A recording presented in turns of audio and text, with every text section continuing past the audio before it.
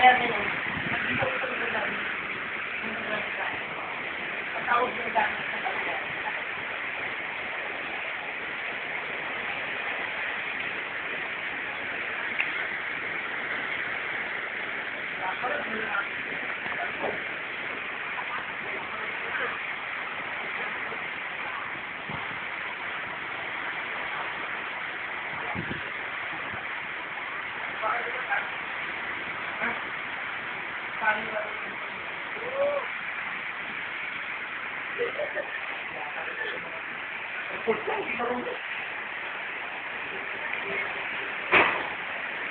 Okay, ako mag-report.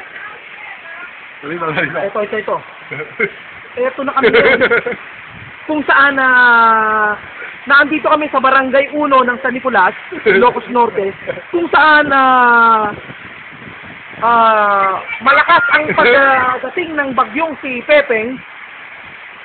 Ayan, makikita mo kung gaano kalakas yung hampas ng hangin na may kasamang ulan.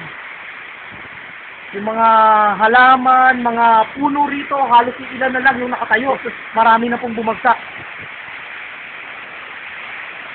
Ilan na lang din po yung mga lumalabas ngayon sa kanilang mga tahanan. Ang ilan ay nag-i-stay na sa kanilang bahay.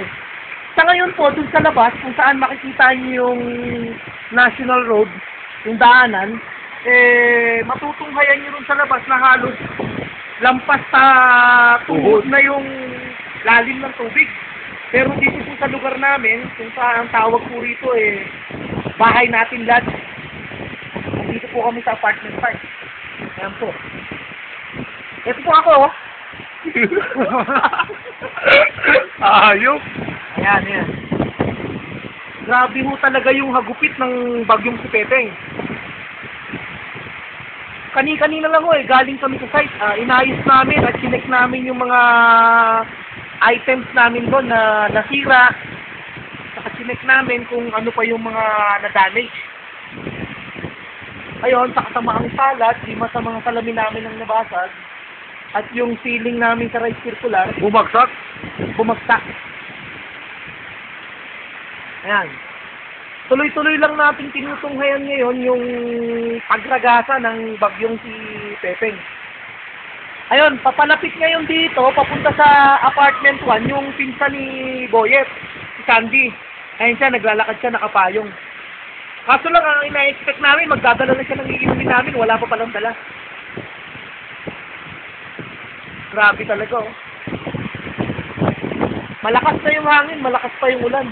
Kaya hindi namin maintindihan, ganito pala talaga kalakas ng si Pepeng. At saka hindi lang siya basta Pepeng Pepeng kuryente rin siya Ang daming kuryenteng nasira Ngayon, ang oras ay alas 2:25.